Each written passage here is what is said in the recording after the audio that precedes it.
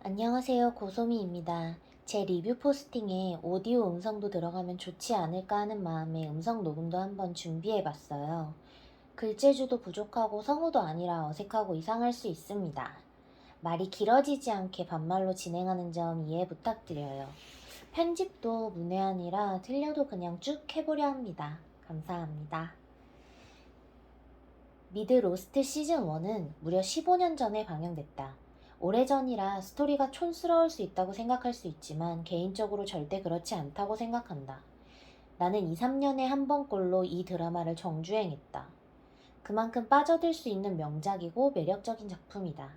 떡밥만 거대하게 던져놓고 제대로 풀지 못했다는 점과 내용이 점점 산으로 간다는 단점은 빼고 말이다.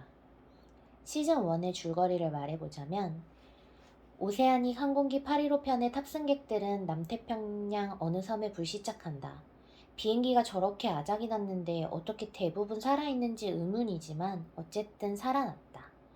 의사와 군인, 범죄자와 저주를 몰고 다니는 자, 약쟁이, 환자 등등 48명 정도의 탑승객은 추락 지점에서 생존하기 위해 사투를 벌인다. 리더십 강한 잭을 필두로 비행기 기장을 찾아 무전기를 얻고 전직 통신장교였던 사이먼은 무전기를 고쳐 통신하기 위해 몇몇과 산 정상으로 향한다. 탐험 도중 거대한 동물의 습격을 받고 권총을 소지하고 있던 소이어에 의해 제압했지만 그건 바로 북극곰이었다. 남태평양 열대우림 숲에 북극곰이 웬 말인지 알 수가 없었다. 산 정상에 도착해 무전을 연결했지만 제발 살려달라는 프랑스 여자 루소의 목소리만 반복됐다. 섬에서 들려오는 갱음과 검은 연기, 북극곰, 모든 게 말도 안 되는 현상이다. 주인공들은 소름이 끼쳤다. 해변가에서 치명상을 입은 FBI를 치료하고 있던 잭은 돌아온 무전기팀 케이트에게 상황을 보고받는다. 케이트는 왠지 이 섬에서 잭을 자신이 믿을 만한 인물로 적합하다고 생각했나 보다. 하지만 케이트는 양아버지를 불질러 살해하고 자신을 도와주던 렐이라는 인물도 죽게 만든 범죄자로 호송되던 중이었다. FBI가 죽던 밤 케이트는 안도의 한숨을 내쉬었을 것이다. 사이드는 섬의 지도를 만들기 위해 홀로 떠난다.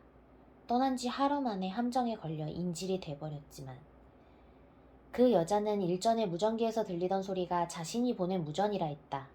젊은 여성인 줄 알았지만 눈앞의 여자는 꽤나 나이 먹은 여자였다. 그녀의 이름은 다니엘 루소. 오랫동안 혼자 있었다며 얘기하는 루소는 알 수 없는 이상한 소리를 해댔다. 사이먼은 그녀가 정신이 나간 여자라고 생각했다. 이런저런 얘기를 나누다 그녀의 소중한 오르골을 고쳐주고 기회를 틈타 빠져나간다. 다니엘과 맞닥뜨린 상황에서 사이먼은 같이 자신의 그룹으로 가자고 하지만 루소는 그룹 사람들을 조심하라며 떠난다. 생존자 중 한 명인 클레어는 만삭인 상태다. 클레어는 계획치 않은 임신으로 태어날 아이를 점술사의 권유로 입양 보내려 비행기에 올라탔지만 추락했다. 꼭 클레어만이 이 아이를 키워야 한다고 우겨대던 점술사가 갑자기 입양 보낼 부부는 괜찮다며 비행기표까지 주었던 이유를 이제야 깨달은 클레어. 그 점술사는 알고 있었던 것이다. 지금의 상황이 될 것이라는 걸.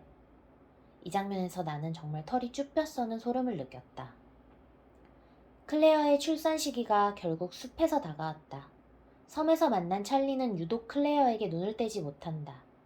진통을 느낀 클레어는 찰리의 도움을 받으며 겨우 걸음을 옮기고 있었는데 그때 그룹 중 한 명인 이든이 눈앞에 나타나고 찰리와 클레어는 감쪽같이 사라졌다. 귀염둥이 헐리가 비행기 탑승 인원 목록을 찾아보니 이든은 탑승객이 아니었다. 이든의 정체는 도대체 뭘까? 사람들은 두 사람을 찾아 나서고 나무에 목이 매달려 있는 찰리를 발견했다. 잭은 찰리를 살리려 심폐소생술을 시행했고 포기하지 않은 덕에 찰리는 겨우 숨을 쉬었다. 눈을 뜬 찰리는 그들이 원한 것은 클레어뿐이었다며 정신 나간 사람처럼 굴었다. 클레어는 찾을 수 없었다. 그로부터 얼마 후 클레어가 스스로 숲속에서 나타났다. 이상하게 비행기 탑승 이유를 아무것도 기억하지 못하는 그녀는 무리의 사람들을 두려워했지만 곧 모든 사람들이 안심시켰다.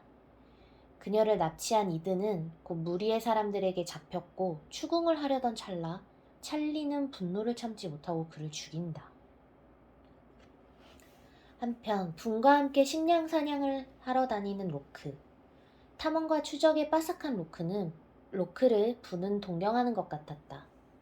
그들은 멧돼지 사냥을 하던 중 우연하게 땅속 해치 입구를 발견한다. 정체가 무엇인지 알게 될 때까지 비밀로 하고 둘은 문을 열기 위해 모든 수단과 방법을 강구하지만 절대 열 수 없다. 로크는 사실 이 섬에 추락하고 나서 마비가 됐던 다리가 움직이기 시작했다.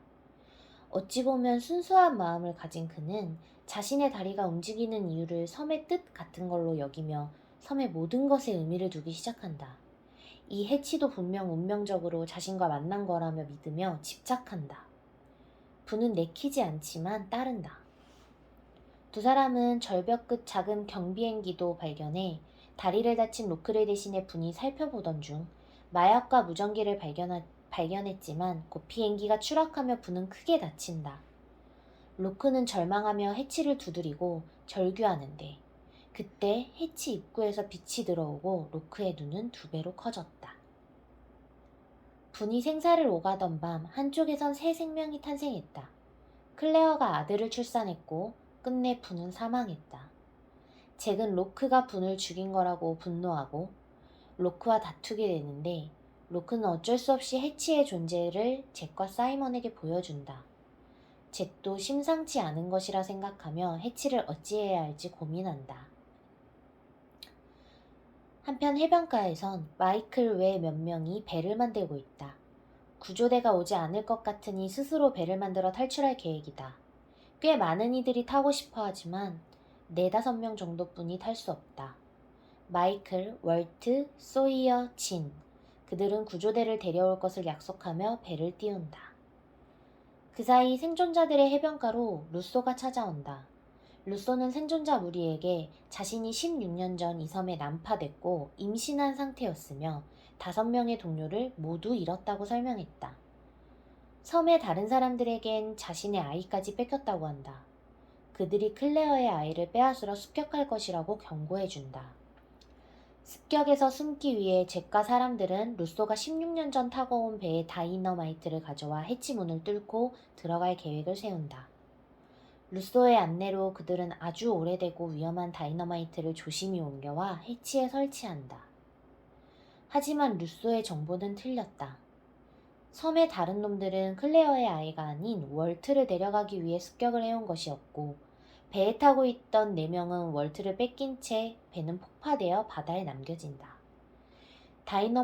다이너마이트로 해치를 연 잭 일행은 해치의 깊은 속을 들여다보며 시즌 1이 끝난다.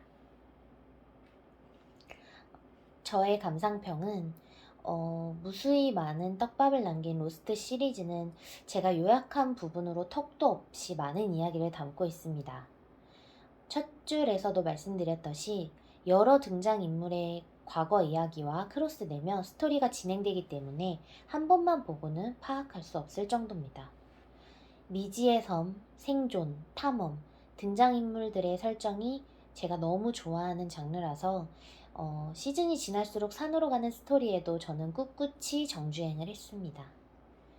아쉬운 점은 떡밥을 절반으로 줄이고 한 80% 정도만이라도 풀어줬으면 좋았을 걸이란 생각이 듭니다. 이것마저도 의도였나? 아님 던져놓고 너무 많아서 감당이 안 된 거였나? 라는 생각도 해봅니다. 시즌별로 리뷰를 계속 할 예정이고요. 시즌 하나당 24회에서 25회차나 되기 때문에 부담스러울 수 있습니다. 하지만 인생에 한 번은 꼭 보시길 추천드립니다. 들어주셔서 감사합니다.